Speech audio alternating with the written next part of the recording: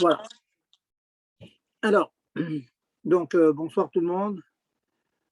Comme d'habitude, bon, Erev Tov, j'espère que vous profitez donc de ces périodes-là, le mois d'août, qu'on soit ce qu'on appelle en vacances ou qu'on travaille normalement. De toute façon, les vacances, ça veut dire quoi? Vaquer, ça veut dire arrêter à ses occupations. Un juif ne vaque jamais à sa vie. La vie, c'est sa Torah, donc partout où on va, on continue à apprendre et à enseigner. Au Hachem, j'ai eu le mérite de continuer des macertotes pas évidents pendant ces vacances et je continue, hein, j'en parle parce que ça me donne moi-même du chizouk et ça peut peut-être réveiller des vocations. Je suis maintenant dans la Maseret Meïla, ça parle des korbanot, des betamikdash, des oblations, enfin, oui, mais la faute, c'est délicat, ce sont des choses délicates. Et donc, bon, c'est l'occasion pour moi de vivre, hein, de vivre intensément donc avec toutes ces halakhot. Et vous savez très bien hein, que quand on vit avec les halakhot Shabbat, alors on ressent plus Shabbat. Quand on vit avec les halakhot de Kashrut, et bien on ressent davantage la Kashrut, et ainsi de suite. Et bien c'est pareil aussi dans le Beth Amikdash. Et j'ai envie d'ajouter que dans les halakhot du Beth Amikdash, c'est peut-être encore plus fort, parce que si on n'est pas dans l'étude, on n'a rien. La Kashrut, on la vit. Les Chot Shabbat, on la vit. Toutes les semaines, il y a Shabbat. Il Chot Nida, on les vit. Tout le temps, on est dans une Chot Nida, on a besoin de savoir, on a appris, on continue à apprendre, on demande au rabbanim, etc. etc. Beth Amikdash, hein, une fois qu'on a passé les périodes sombres de notre histoire, le Manacham, bon, et ça, maintenant, on retourne dans le quotidien. Et bien, le fait de toujours rester attaché à ces halakhot, je suggère d'ailleurs à beaucoup d'entre vous de faire ne serait-ce que les Mishnayot. Essayez de faire les Mishnayot. Maintenant, on a d'excellents livres de Mishnayot, bien expliqués pour des yeux et des oreilles modernes qui ont besoin d'introduction, d'explication. Vous avez la fameuse collection du Pinchas Karati qui a beaucoup de mérite. Maintenant, il y a la solution, si la collection du Art Scroll que vous trouvez en hébreu, qui ont fait toutes les Mishnayot. Et donc, c'est une manière de rester comme ça, attaché à toutes ces halakhot du Beth Amikdash et que très bientôt, pour nous, c'est l'actualité, c'est pas de la théorie. Pas de l'actualité que très très bientôt, on va devoir connaître toutes les halakhot, on va apporter des korbanot, hein, des korban tibour, korban yachid, des korban nedava, korban yoledet. Une femme accouche, elle doit apporter un korban et ainsi de suite. Dans de nombreuses occasions, on est amené à faire cela, donc il faut au moins avoir un aperçu, dirais-je, un aperçu de ces halakhot, de ces qui sont tellement chashuvot. Voilà. Alors, on approche comme ça très rapidement de Rosh Hashanah et maintenant, nous sommes dans la semaine de Chai Elul. Quelques minutes là avant de commencer la route pour nous chauffer sur ces concepts, sur ces choses-là. C'est Yom HaDepagra, c'est comme un jour de fête, vous voyez. On se prépare au jour du fête, on essaie de comprendre les enseignements de qu'est-ce que cela représente pour nous. Le Chai Elul, c'est le Chai Elul. Donc le Chai Elul, c'est un jour, c'est 12 jours avant Rosh Hashanah et l'habitude, c'est de dire qu'ils correspondent chacun des jours du 18 jusqu'à la fin du mois de Elul. Il y a 12 jours qui correspondent à chacun des mois de l'année. Aussi bien le premier jour, c'est le Tishrei de l'année passée, et c'est le Tishrei qui vient à Baal et Tova. Qu'est-ce que ça veut dire? Ça veut dire c'est un mot, c'est un jour de réflexion. Nous disons, nous répétons, on est toujours en train de répéter, bon, on répète, et oui. Il faudrait toujours penser à ces choses-là, mais il y a des moments particuliers. Par exemple, il faudrait toujours avoir en soi la Emouna et la Avat Hashem. Bon, maintenant on est des humains, on doit travailler, on a beaucoup de choses à faire. Alors la Torah a été kovaat que le matin et puis le soir, la nuit, on parle du Kriyat Shema, dans le Kriyat Shema, de Avat Hashem, pareil aussi, pour le Chai Elul, on va dire des choses qui sont valables toute l'année, mais c'est un jour spécial. C'est un jour spécial où on doit réveiller certains concepts très forts qui sont en nous. Les Rebbe nous expliquent que nous vivons avec la Torah. Nous vivons avec la Torah. La Torah, c'est le Ratzon Hashem, c'est la volonté divine, c'est le plan de la création du monde. Les acteurs de ce plan, c'est le cas d'Israël. Eh bien, ce plan a été dévoilé à Matan Torah, un jour particulier dans le calendrier, il y a à peu près 3300 et quelques années. Dieu a donné la Torah directe de Dieu. Avant, il y avait la Torah telle que les Avot l'ont comprise, avec leur force personnelle, leur force humaine. Le jour de Matan Torah, Dieu a donné la Torah avec la force divine. Ça veut dire qu'elle est infinie. Elle est infinie, et donc, puisque l'infini descend maintenant dans la Torah, dans le fini, donc cela nous donne la force d'atteindre l'infini. Alors que les Avot n'avaient pas cette force-là. Ils avaient une force fabuleuse, beaucoup plus forte que la nôtre, mais finalement, elle était limitée aux forces humaines. Depuis que la Torah a été donnée par Dieu, Vayered Hashem, Dieu est descendu.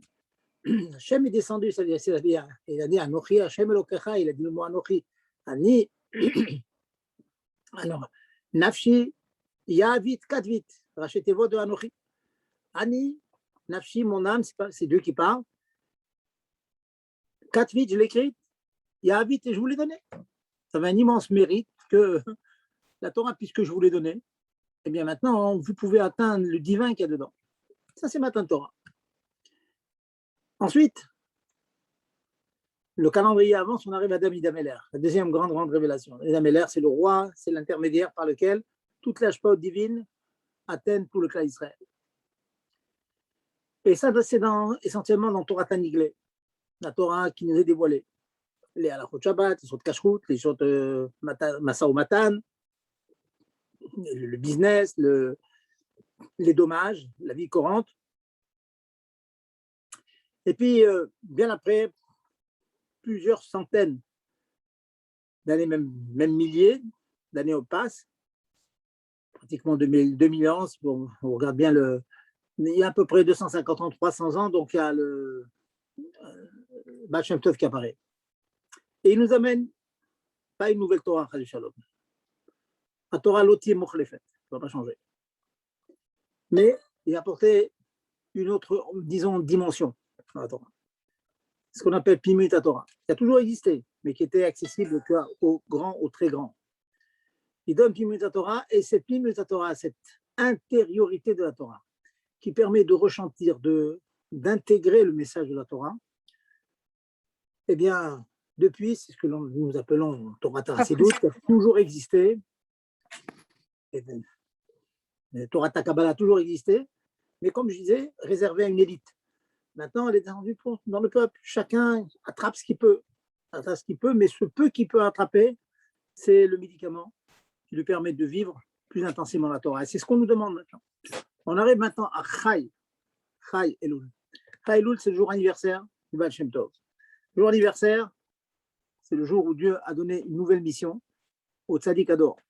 C'est de dévoiler Pimut Torah. Ensuite, quelques dizaines d'années après, naît le Admor Hazaken, de l'Ashgacha Pratit, naît aussi ce jour-là, pour nous dire que le derer qu'allait imprimer le Admor Hazaken, à savoir Chochma Binadat, c'est-à-dire faire en sorte que la réflexion profonde de la grandeur d'Hachem, des Chasdei Hachem, ait une influence sur nos comportements, sur nos midot, sur nos qualités. Le fameux slogan que vous connaissez, Amoar Shalit Alalem, le Moar, l'intelligence qui nous permet de réfléchir à la grandeur d'Hachem, l'immensité d'Hachem, au bienfait énorme, immense d'Hachem, que à Kol Tov, tout est pour le bien, même que nos yeux nous montrent le contraire, parfois, et même peut-être souvent chez certains. Malgré tout à Kol Tov, reprenez le chapitre Niaskil Bina dans les Igrot du Admor Hazaken dans le Tanya de la semaine dernière, où il insiste sur ce point-là, sur le fait que chaque juif doit avoir une émouna très très fort, très grand, et très dur, mais aussi dur ça puisse être, si Admor Hazaken l'a dit au singulier à tout cas Israël, ça veut dire on a un rapport avec ça. Très lointain peut-être, mais on a un rapport, ça nous touche. Savoir qu'on doit voir que chaque chose qui nous arrive, c'est pour le bien, parce que Dieu nous remet à l'existence à chaque instant, et donc ça ne peut être que pour le bien, même si beaucoup caché parfois à nos yeux, mais on est sûr que c'est pour le bien. C'est des concepts extraordinaires. Et c'est ça qu'on doit rappeler un jour de Chai Elul. dans quelques jours, jeudi prochain, Bezrat Hashem, à Baal Mietova, le jour de la naissance, Shnemor, Baal Shem Tov, Admor Zaken, Torah Tarsidut, Torah Chassidut Chabad, à Moar Shalit Alalev, il faut se préparer. Et c'est ce que je suis en train de faire avec vous. En vous disant ces choses-là, moi-même, je me chauffe avec. J'essaie de ressentir, de mettre plus de chaleur dans mon étude. J'étudie quelques mots du Tanya, j'essaie de faire que ces mots me touchent. Et quand je dis me touche moi et tous ceux qui sont autour de moi et tous ceux qui m'écoutent. Vous voyez, c'est ça que le Rabbi veut. Il veut qu'on soit un air, les haïrs, une lumière qui éclaire autour de nous. Et pour éclairer, il faut être soi-même éclairé. Éclairer, tout simplement, je ne suis pas en train de vous dire des choses extraordinaires. Tout simplement, ce que l'on étudie, il étudie avec chaleur, avec chayut. Et c'est le fameux mot du Rabbi Rayatz, que le chay Elul, il est machnis chayut be'avoda shel Elul. Fameux slogan là, on demande ce que ça veut dire. Il est allumé un feu, et ça veut dire quoi? Eh bien, toute cette avoda qu'on a commencé, depuis plus que 2 semaines, à sonner du chauffard. On a dit Hachem Ori Veish'i.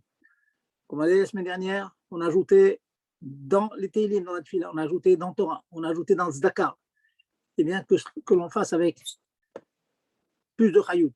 Personnellement, je me suis forcé à mettre 3 pièces. Je cherchais toujours 3 pièces à mettre plutôt que la pièce que je mets chaque jour avant la Tfila. C'était ce petit effort de rien du tout, j'ai envie de dire, de mettre 3 pièces. Eh bien, c'était un effort. Ça m'a davantage fait ressentir qu'est-ce que c'est que l'avoda de Elul.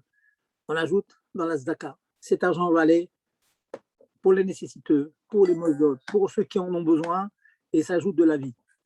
Dans la Tfila, c'est pareil. Prendre Hachem Oreveishri, prendre un Teilim, ne serait-ce qu'un Teilim de plus, et c'est devant le bio Ramilot. Pirouche Amilot, qu'est-ce que veut dire ce misement? Comme ça, on est marnis d'un chayout dans le mois de Elul. N'oubliez pas qu'on va arriver, on va en parler, on approche très rapidement.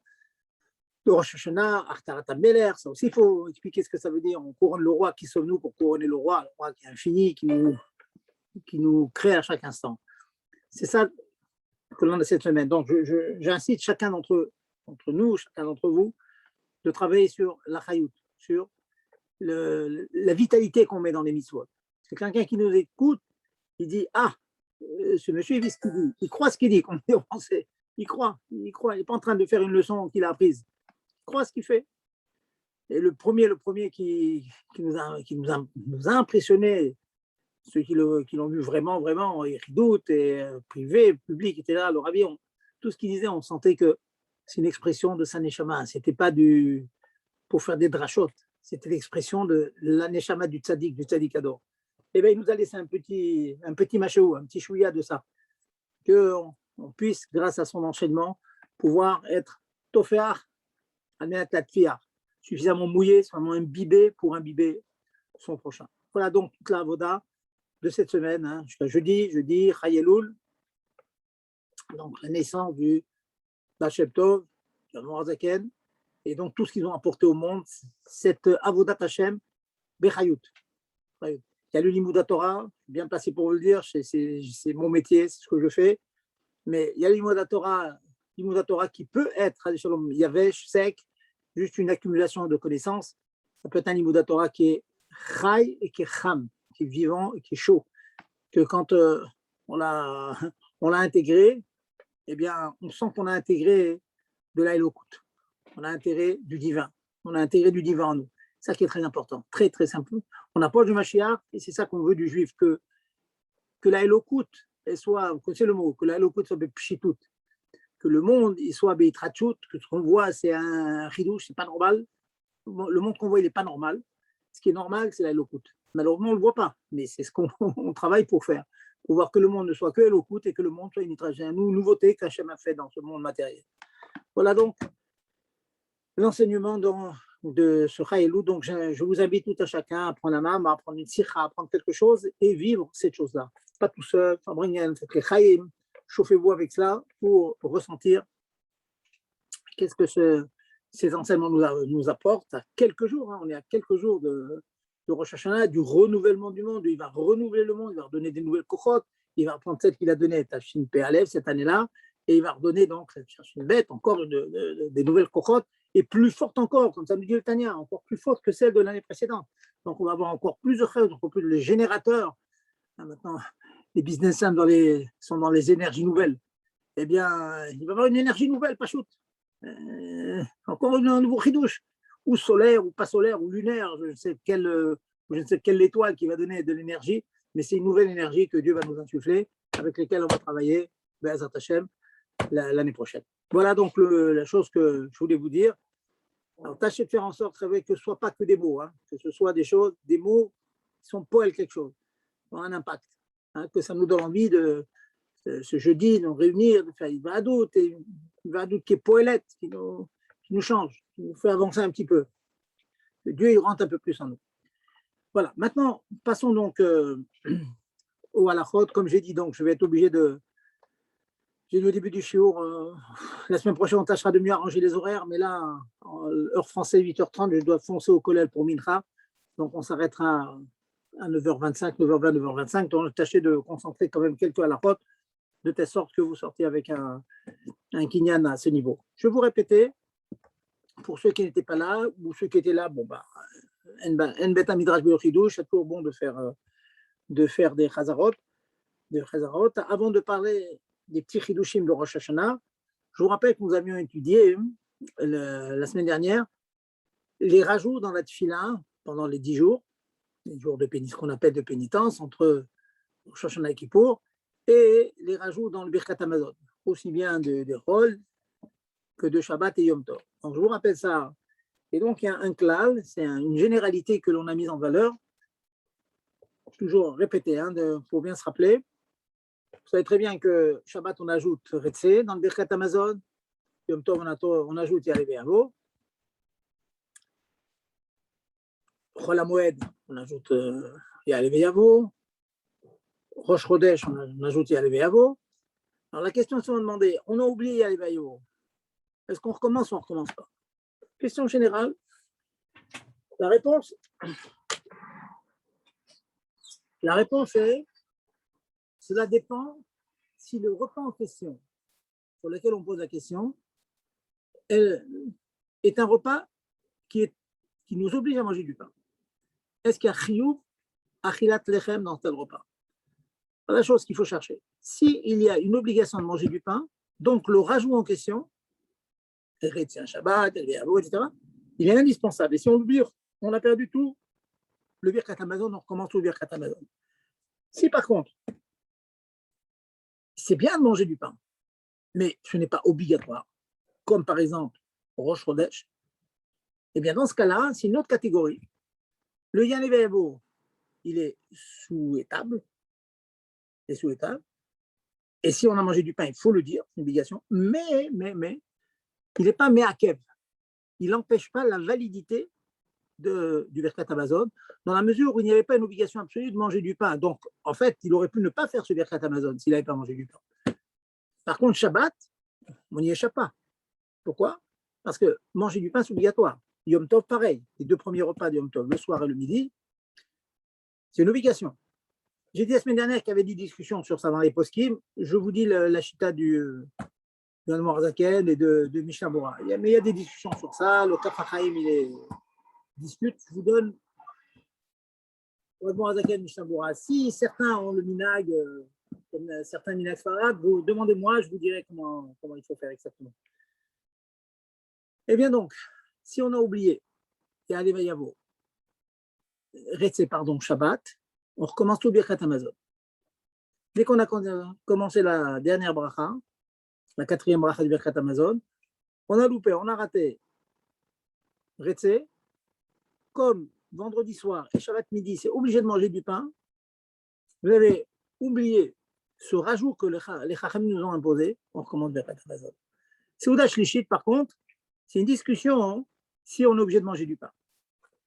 Certains pensent que oui, certains pensent qu'on peut s'acquitter avec du gâteau ou avec un fruit. Donc, ce principe que je viens d'évoquer est en marloquette. Puisqu'il est en marloquette, donc, il y a Safek Brachot Leakel. Donc, si à Saouda Shishit, on a oublié de dire Retse Shabbat, on ne recommence pas Birkat Hamazon dans la mesure où il y a une discussion dans les postes. Si on est obligé de manger du pain.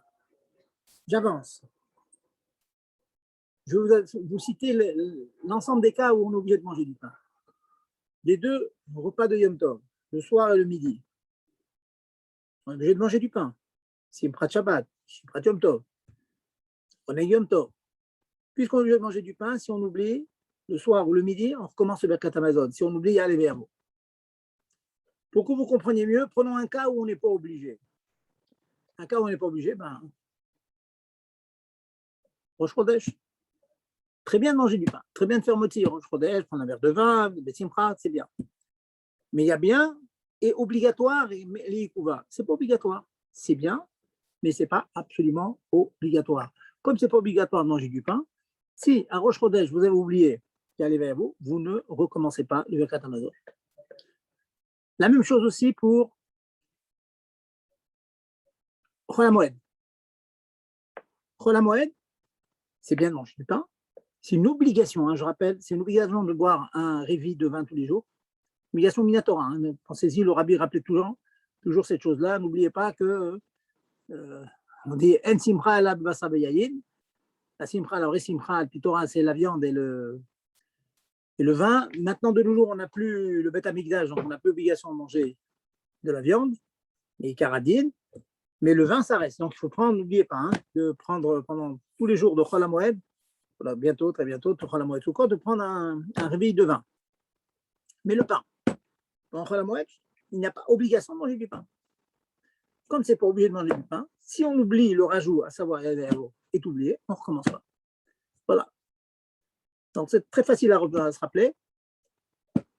Repas obligatoire avec du pain, on oublie le rajout, on oublie on oublie Retse, on recommence Birkat Hamazon. Les jours où ce n'est pas obligatoire, comme Rosh Chodesh ou Chol HaMoed, dans la mesure où c'est une obligation de manger du pain, si on oublie, on ne recommence pas. Voilà donc un résumé. Une exception à la règle, que je vous dis si vous vous rappelez la semaine dernière, c'est Rosh Hashanah, le repas de midi. Si on oublie, il y a les Véamo, le midi de Rosh Hashanah, oui, c'est vraiment des petits pratimes. Hein, donc il faut bien se rappeler, hein, tâcher de les noter, de le dire dans votre famille. Si on oublie les Véamo le midi de Rosh Hashanah, on ne recommence pas. Ah, comment ça se fait? Ça se fait tout simplement qu'il y a de nombreux poskim, on ne fait pas comme ces poskim, qui pensent qu'on a le droit de jeûner, Rosh Hashanah, comme c'est Yom Hadin, on a le droit de jeûner. Dans la mesure où on a le droit de jeûner, donc le repas de midi avec du pain n'est pas obligatoire. On n'est pas obligé de manger du pain, d'après ces poskim-là. Puisqu'il y a des poskim qui pensent qu'on n'est pas obligé de manger du pain le Rosh Hashanah midi, donc si on a mangé quand même, pour eux, ce n'est pas obligatoire de manger du pain puisqu'on aurait pu jeûner. Donc, on ne recommence pas le Birkat Hamazon si on a oublié, il y a arrivé à bout. Alors, Zaken, le rapport, ça a dit, on est recherché chez poskim, donc ça fait que brachot laquelle. Bon, Mishabura n'est pas d'accord, il y a d'autres poskim qui ne sont pas d'accord, mais pour Admor Zaken, hein, on ne recommence pas le midi. Alors, vous me demandez le soir de Rosh Hashanah, le repas de Rosh Hashanah, si on peut jeûner, donc on peut jeûner le repas de Rosh Hashanah du soir. Eh bien non. Réponse c'est que non. Pourquoi non? Tout simplement parce qu'il y a une obligation de dire le Kiddush le soir de Rosh Hashanah. Dans la mesure où il y a une obligation de dire le Kiddush le soir, et il y a un autre principe qui dit En Kiddush, et là, comme Seouda. Il n'y a Kiddush que valable, que s'il y a Seouda. Pour être Mekadesh le Yom, pour être Mekadesh le Yom HaShabbat, pour être Mekadesh le Yom Tov, pour être Mekadesh Rosh Hashanah, il faut un Seouda. Donc, on ne peut pas jeûner. On ne peut pas jeûner. Donc, l'obligation que j'ai dit tout à l'heure de manger du pain, on revient. Et donc, si on oublie le soir de Rosh Hashanah, on recommence. Voilà donc tableau général de l'oubli du rajout de Birkat Hamazon. Avant de passer à notre sujet, donc je me permets, hein, je suis un peu long, je sais, mais c'est des lachotes qui sont tellement fréquentes. Je suis tellement sollicité sur ça, sur les oublis, donc il faut bien les connaître, les apprendre une fois pour toutes. Dans les Amidot, les Tfilot qu'on fait pendant les 10 jours aussi de pénitence, à savoir de Rosh Hashanah jusqu'à Yom Kippour. Bon, Yom Kippour, on ne mange pas, sauf ceux qui sont sakana. En tout cas, les 10 jours, Donc, on a des rajouts. Prenez le texte de la tefila, on ajoute Zochenu lechaim, on dit Amelech HaKadosh, Amelech HaMishpat, beaucoup de choses. Quels sont ces rajouts qui sont les Yikouva? Ça veut dire que si on ne le fait pas, ça invalide la Hamida. Et quels sont ceux qui n'invalident pas? Encore une fois, hein, c'est très technique tout ce que je vous dis, mais bon, comme on l'a dit tout à l'heure, hein, la Emouna en Dieu, hein, pour dévoiler d'ordre dans ce monde, il faut faire de la technique, c'est comme ça. Hachem s'est habillé dans la technicité du monde, dans la matérialité, la khumriyut du monde. Eh bien, je vais aller un peu plus vite, hein, je vais résumer. Donc, pendant ces jours, on dit Ameler Akadosh. On ne dit pas Akel Akadosh. Si on a oublié, ne serait-ce que si on a dit un seul mot, après, on a dit le Ata, juste un seul mot de la bracha d'après, on a perdu le mérite de la Hamida, on recommence tout, on s'arrête brutalement. Et si on s'en rappelle au bout de 3 ou 4 ou 5 brachot, on s'arrête en plein milieu de la bracha et on reprend toute la Hamida. Comme j'expliquais l'année dernière, ça augmente l'importance de la mention de Malchut. Malchut, c'est la Mida qui a créé le monde matériel, la Mida de royauté, créatrice d'Hachem. Il faut dire Meler, Akadosh, pas seulement le Dieu, quel Akadosh qui est Kadosh, qui est élevé, Meler, comme son de Malchut. Ensuite, vous avez Amelech HaMishpat, c'est le dernier. Amelech HaMishpat, si on a oublié, on va dire Hachem, Oev, c'est d'accord au Mishpat, on a dit comme d'habitude. Dans ce cas-là, Admor Zaken est posé que si on a avancé la Mida, on reprend juste cette bracha-là, juste celle-là, et on continue toute la Mida. On en fait 4 ou 5 après, c'est pas grave. Les 4 ou 5 qui ont été faits par erreur, on n'en tient pas compte. On reprend cette bracha-là et on finit correctement à Meler HaMishpat. Et on continue toute la Mida. C'est clair, donc c'est cette chose-là. Et si maintenant on a fini complètement toute la Hamida, les posek Admor Zaken, que Bediavad on est quitte. Pourquoi? Parce qu'on a dit quand même dans les mots de la bracha, on a dit Meler, Ohev, Tzedaka ou Mishpat. On a mentionné la notion de Malchut. Donc Bediavad on est quitte, mais Admor Zaken, c'est bien de recommencer. C'est bien. Bien de recommencer. Voilà donc.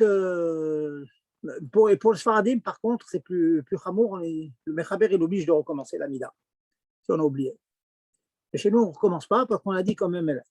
Voilà. Donc, je vous ai fait donc un résumé vraiment exhaustif, mais rapide, de ce qu'on a vu la semaine dernière. Maintenant, avant de passer à d'autres petites précisions sur le Seder de Rosh Hashanah, j'attends vos questions. Allez-y, messieurs, mesdames, je vous écoute. Rev Tov, Rav. Excusez-moi, j'ai pas très bien compris, parce que bon, je ne sais pas combien très bien concentré. Ce que vous avez dit juste avant, c'est-à-dire que comme on mentionne le Meler, de quel bracha on parle? Si on a oublié de dire Amelech HaKadosh et qu'on a dit ce Meler-là, que Bediavad, on serait quitte. Bon, Amelech HaKadosh, c'est au début de la Mida. Vous avez un sido. Oui, c'est au début, mais vous avez dit qu'il y a un Meler que si on l'a récité, ça pourrait acquitter Bediavad. Voilà, donc. Merci, Rav. Alors, je vous réponds. Écoutez, voilà, j'ai pris un sidour. Hein, donc, là, Atakadosh, Shifra Kadosh. Si une personne a dit Baruch Ata Hashem, Akel Akadosh, il s'est trompé. S'il se rattrape tout de suite, il dit aucun mot faux, il dit Akel Akadosh, tout il dit Amelech Akadosh, il a rattrapé, c'est bon. Mais s'il n'a dit ne serait-ce qu'un seul mot de la bracha d'après, Atachonen, il a dit Baruch Ata Hashem, Akel Akadosh, Ata de Atachonen, c'est fini. Étant donné qu'il a fait une interruption avec une autre bracha, il recommence toute la nuit. Ça, je pense que vous avez compris. Maintenant, je vais un peu plus loin. J'ai dans la bracha de Ashiva Shoftenu Kebarishona. Fais-nous revenir, le Shoftim Kebarishona. Oui. Et on finit comment? Baruch Ata Hashem, Melech Oev Tzedaka Mishpat. Comme ça, on finit. Voilà. Comme ça, on finit la bracha. Maintenant, pendant les 10 jours, on ne dit pas tous ces mots-là. Le roi qui aime la Tzedaka ou le Mishpat, qui aime la charité et la justice, on dit Hamelech Mishpat, le roi de Mishpat. C'est vraiment le roi, nation de Mishpat, et on insiste sur le Mishpat. Maintenant, il y a eu erreur. Est-ce que c'est le même dit qu'on a dit précédemment? Alors je dis non. Il y a eu erreur. Quelqu'un a dit Mais il a continué l'Amida. Il a continué la Machini Matikiva, la Tidiki al par exemple, il a continué. Puis il se rappelle, oh là là, j'ai dit comme d'habitude, comme j'ai toute l'année. Il s'arrête et il reprend la bracha à Shiva Shoftenu Kabayshana. Il ne reprend pas toute l'Amida, il reprend à Shiva Shoftenu Kabayshana. Il reprend à partir de là. D'accord. Et ce n'est pas considéré comme bracha de Vatala. Il reprend tout. Et D'accord, voilà, il reprend juste à Shiva Shoftenu. D'accord. Ok. Maintenant, s'il a fini toute l'Amida, il a fait les 3 pas derrière, il a fini. Et après avoir fini, il dit, oh là là, malheureux, j'ai oublié, j'ai oublié, qu'est-ce que je fais? Alors, je ne peux pas reprendre à Shiva Shoftenu puisque j'ai fini l'Amida. Alors, dans ce cas-là, Admour Azaken, il dit qu'il n'a pas besoin de recommencer parce que finalement, quand il a dit par erreur, Melech Hoetzak Mishpat, dans son erreur, il y avait quand même le mot Melech. Dans la mesure où il y avait déjà le mot Melech, donc il a mentionné la royauté, Bedi Avad, a posteriori, il les quitte. D'accord. Mais, regardez, Ato et Bemelech Mishpat, alors il dit, Admour Azaken, il dit, mais s'il veut, il a le loisir de recommencer. C'est pas obligé. L'arzor le roche, Aval et Achar, Shakar Maglam, Tov, regardez les mots du Admour Azaken, je suis en train de lire le Sidour, hein. Merci. Tov sheitpalel od pa'an betorat nedava. Comme ça, si vous avez oublié, vous avez fini l'Amida, il ne dit pas que c'est obligatoire. Quand il vous dit Tov, c'est bien, c'est pas dire qu'obligatoire, mais c'est bien de dire dans votre tête, je veux offrir une Nedava à Hachem, je veux offrir un cadeau à Hachem, et qu'un juif donne son cœur à Hachem par l'intermédiaire d'une Amida supplémentaire, eh bien, il peut le faire. C'est des mots très forts qui donnent à Zakir.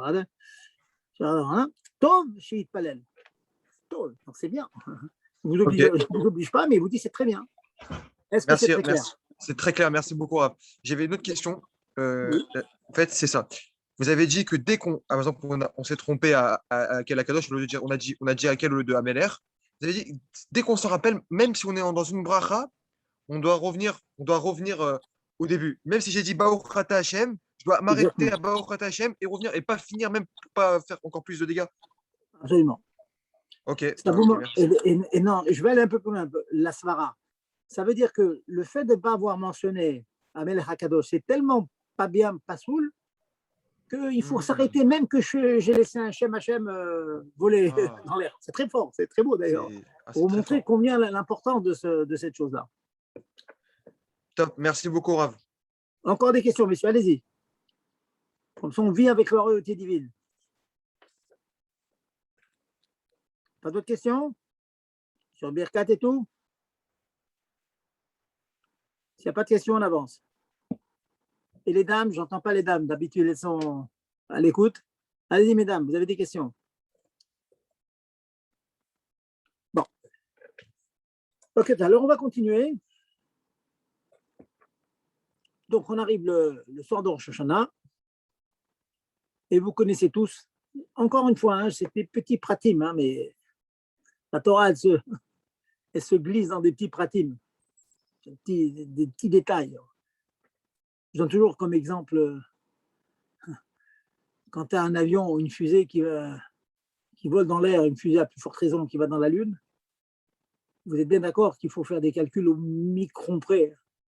Et s'il y a une toute petite erreur, ben la fusée n'arrivera jamais. On a connu d'ailleurs des fusées qui ne sont pas arrivées et qui ont explosé dans le ciel, vous savez très bien. Et bien la Torah, c'est pareil. La Torah, c'est pareil. Et Kalvachomer, men benoshet Kalvachomer. Pour que Dieu habite le monde, il y a des chemins extrêmement précis. Extrêmement précis. Où tu prends ce chemin, sinon tu n'y arriveras pas.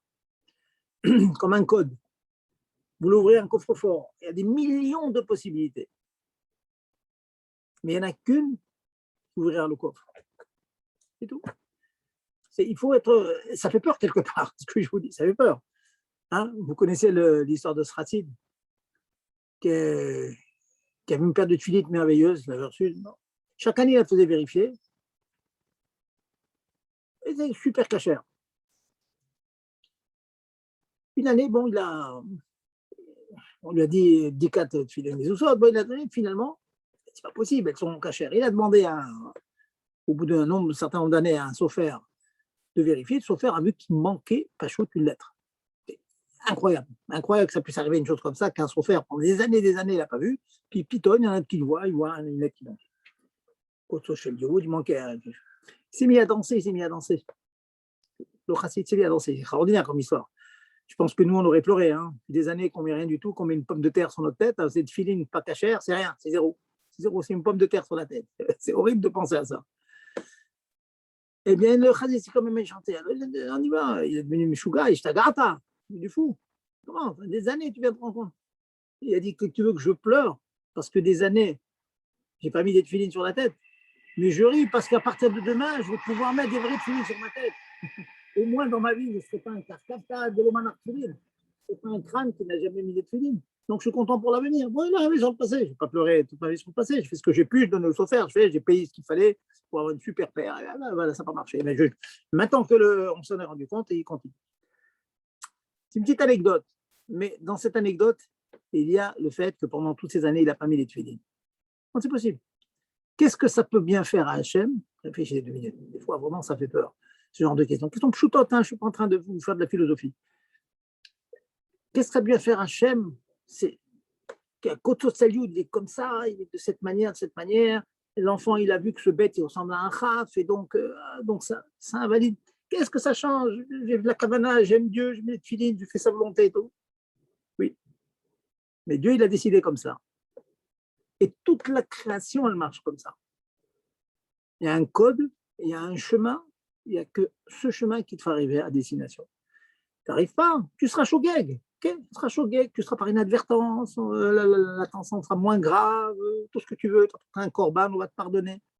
Mais ce cadeau infini que je vous donne, à savoir mettre Dieu dans ce monde, il y a un chemin, pas deux. Et ce chemin, il faut le connaître. C'est pour ça que j'insiste pour dire que des fois, ces petits pratimes, ils sont chachouvim, il faut les vivre. Il ne faut pas non plus être angoissé, attention, hein, quand je vous dis ça, parce que des fois, il y a des minagim différents. Nous, on fait comme ça, les Sfardim font comme ça, les Témanim font autrement. Bon, ok, il y a plusieurs. Shivim Panim, la Torah, c'est connu, hein, il y a 70 facettes à la Torah. Mais il faut savoir que ces détails sont importants. Alors, donc, le soir de Rosh Hashanah, disais-je, le soir de Rosh Hashanah, nous avons l'habitude d'amener une pomme.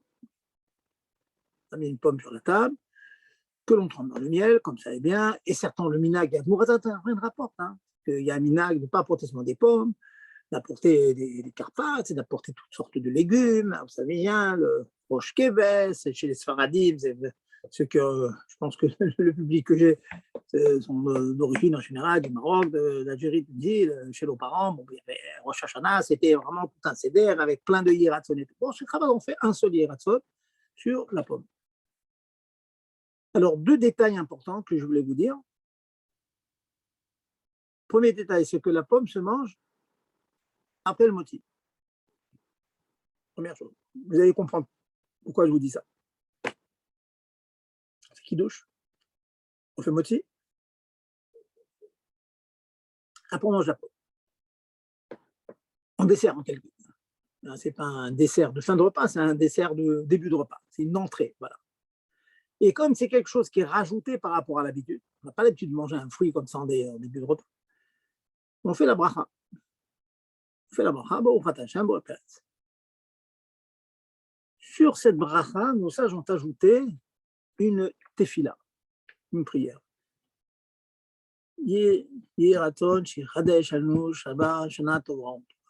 Qui soit de la volonté d'Hachem, que Hachem y veuille que nous ayons une année tova en tout cas, bonne et douce, agréable. Il y a différents minagim, l'occasion d'en parler et d'élargir un peu la soudia. Est-ce que le Yiratzon se fait avant la bracha ou après la bracha? Certains pensent qu'il faut d'abord dire le Yiratzon, et ensuite seulement la bracha, et ensuite on mange la pomme. Elles sont toutes simples. C'est que nous avons l'habitude, lorsqu'on fait une bracha pour manger quelque chose, on mange tout de suite. Sinon, ça fait sec, ça fait une interruption. Et ce yiratzon peut être considéré comme une interruption, et comme ça pensent beaucoup de poskim. L'usage chez Chabad n'est pas comme cela. L'usage chez Chabad, c'est que nous commençons par la bracha. Ensuite, nous disons le yiratzon, et ensuite, on va faire un Et là, c'est tout ça comme ça. Question, pourquoi ne considérons pas que ceci est considéré comme une interruption entre la faim et la consommation de la pomme? Eh bien, la réponse, je vais vous la donner en vous apportant d'autres halachot que vous connaissez qui sont tout à fait rigilotes, qui sont tout à fait habituelles. Il y a de nombreuses autres occasions dans l'année où on fait une bracha birkot hanehenim, mais qu'on ne consomme pas tout de suite l'aliment. On dit d'autres textes et ensuite on consomme l'aliment.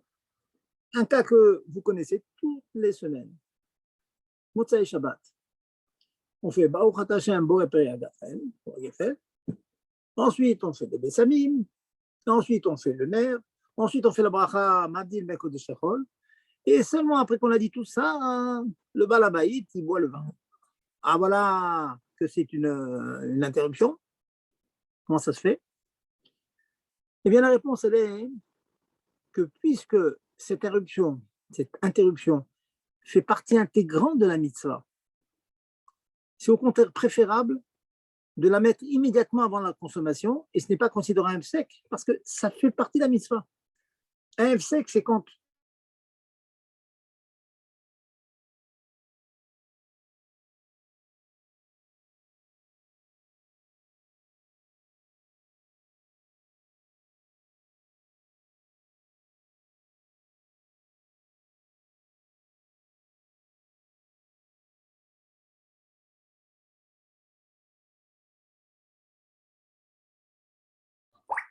Rav Zerbib, il y a une coupure. Est-ce que tout le monde aperçoit la coupure?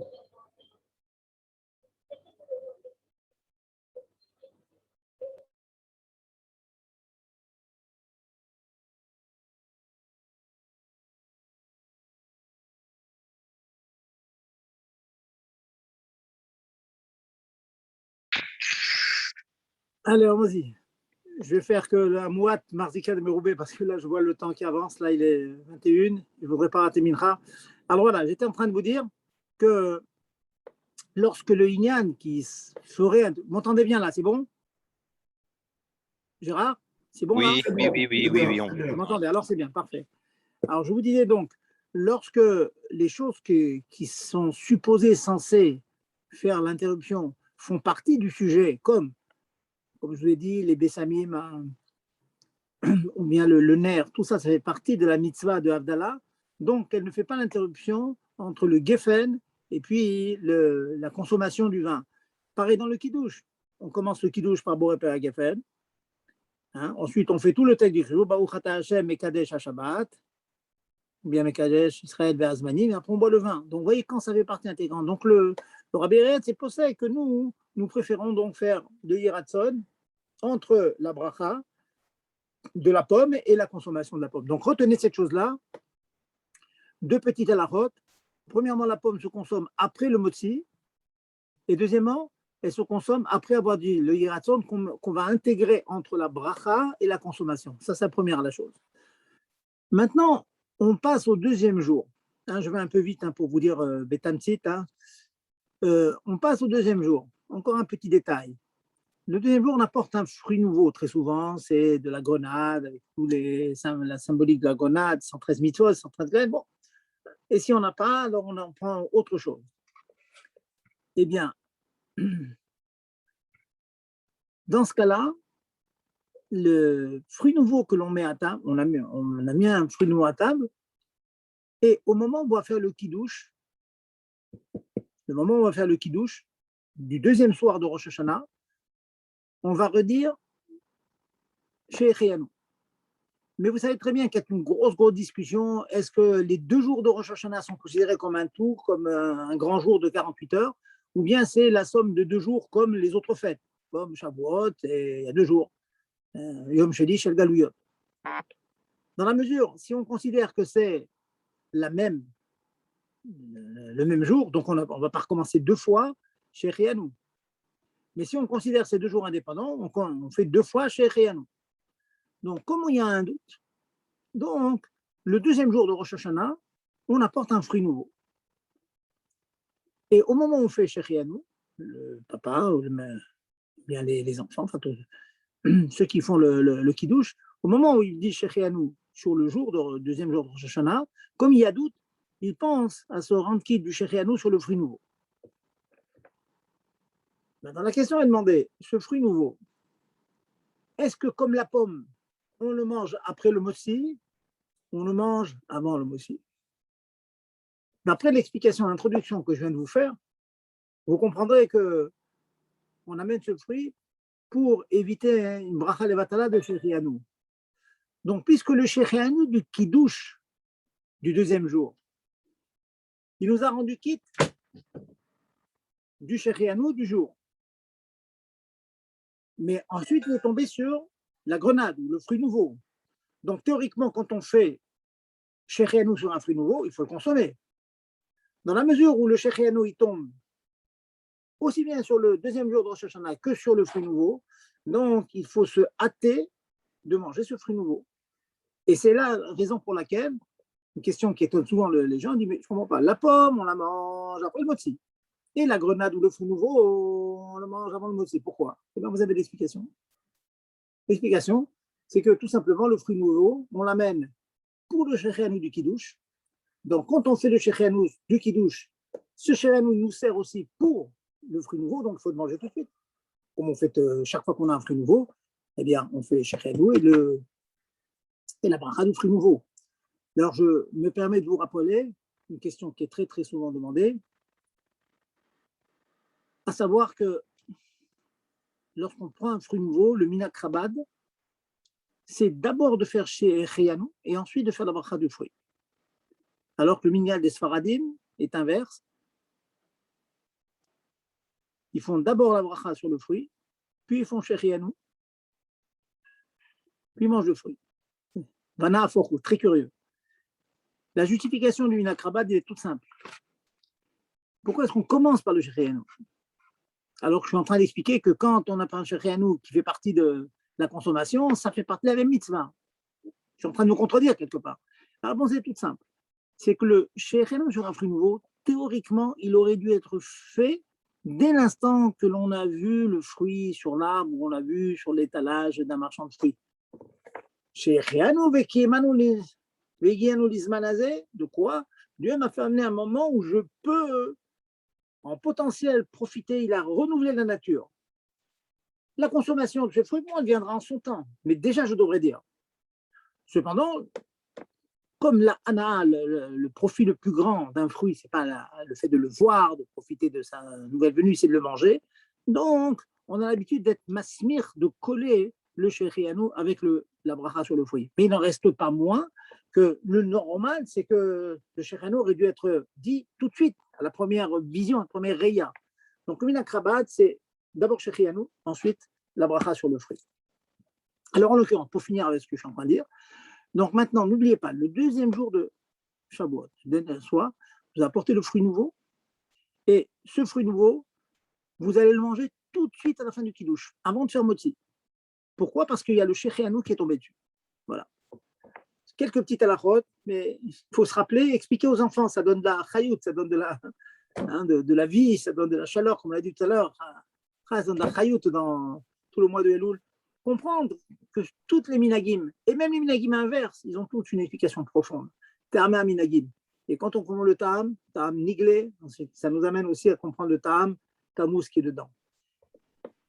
Je vais conclure, comme je vous ai dit, donc le temps avancerait très vite, je vais conclure. Vous savez que les femmes ont l'habitude de faire chez Shechianu sur l'allumage des bougies.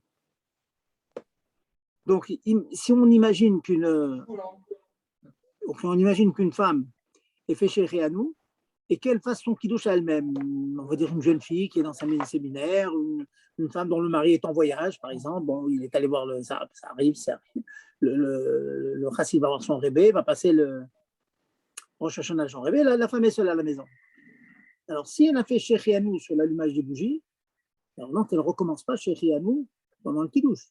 Shechianu, ça veut dire, on remercie Dieu, nous avons amené cette période-là, cette nouvelle période de Rosh Hashanah. Si on l'a dit sur les bougies, on ne le dira pas dans le kiddush. Vous voyez? Ou bien un homme on va dire un homme, un célibataire, va passer Rosh Hashanah seul, ou entre hommes. Ça peut arriver, hein, il est au séminaire, à la yeshiva, hein, mais pas chez lui. Donc, lui, il va faire, il va allumer les bougies. Hein. Je vous rappelle qu'un homme, il est obligé d'allumer les bougies. Donc, il est seul, il est célibataire, il allume les bougies. Quand il allume les bougies, donc, il fait chez. Il devrait faire, je vais dire, chez Rianou. Et donc, il ne devrait pas recommencer pendant le kidouche. Mais sur ce point-là, quand c'est un homme, ça, il y a tout un grand pilpoul dans la chronim. Est-ce que pour l'homme, ça serait un peu différent et que pour lui, on va lui dire d'allumer les bougies de Rosh Hashanah sans faire Shechianou pour garder le Shechianou pour le Kiddush. Ça, c'est une grosse discussion dans les poskim, on aura l'occasion d'en parler. Voilà, j'attends vos questions, messieurs, mesdames, et ensuite, on va abréger la séance aujourd'hui. Est-ce qu'il y a des questions là-dessus? Pas de questions? Moi, j'ai juste une question, Rav. J'ai juste une question. Si, le deuxième soir, j'ai pris mon fruit nouveau et voilà, j'en ai mangé. Est-ce que, par exemple, si j'ai pris un kazaït, on fait la bracha, on l'a fait la bracha harona normale? Il n'y a pas de raison qu'on la fasse pas si on a pris un kazaït. Voilà. Je vous réponds que les khatrilas, c'est mieux de ne pas prendre un kazaït pour éviter le problème. Mais si vous avez mangé un kazaït, il faut faire la bracha harona, oui. Vous la faites tout de suite, hein. Dès que vous rappelez. Okay. D'accord. Merci beaucoup, Rav. Merci. Voilà. Autre question? Juste pour votre question pour la bracha harona. Oui, Question pour oui. Je suis un peu pressé, mais bon, c'est tellement Merci, important. Rav, écoutez-moi bien. Si, imaginons que vous avez pris le fruit nouveau, c'était de la grenade. Ok. Vous avez mangé un kazaït. Vous n'avez pas fait la bracha achrona sur le kazaït. Mais à la fin de votre repas, vous remangez encore de la grenade. Ah oui, on peut sortir de ce problème-là. Bon, alors, si vous en mangez à la fin, donc, le Birkat Amazon, il va vous rendre quitte de la grenade que vous avez mangé en fin de repas parce que c'est un dessert. Il vous rendra quitte aussi de la grenade que vous avez mangé avant le moti. C'est intéressant. Vous voyez. Merci beaucoup, c'est une super solution. Voilà, c'est un petit point comme ça. Razak. Ok, messieurs, pas d'autres questions? C'est grave.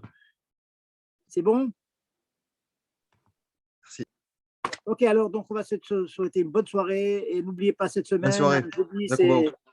Jeudi, c'est Chayeloul, il faut ajouter de la Chayout, qu'on s'approche de Rosh Hashanah, qu'on ait envie d'apprendre encore et encore et encore des halachot, encore beaucoup de chassidut, mettre de la Chayout dans toute notre vie, et que, Bézat Hashem, on se retrouve avec Mashiach très bientôt. Kol Tov, Kol Tov. Kol Tov, Rav, merci beaucoup. Au revoir. Au revoir.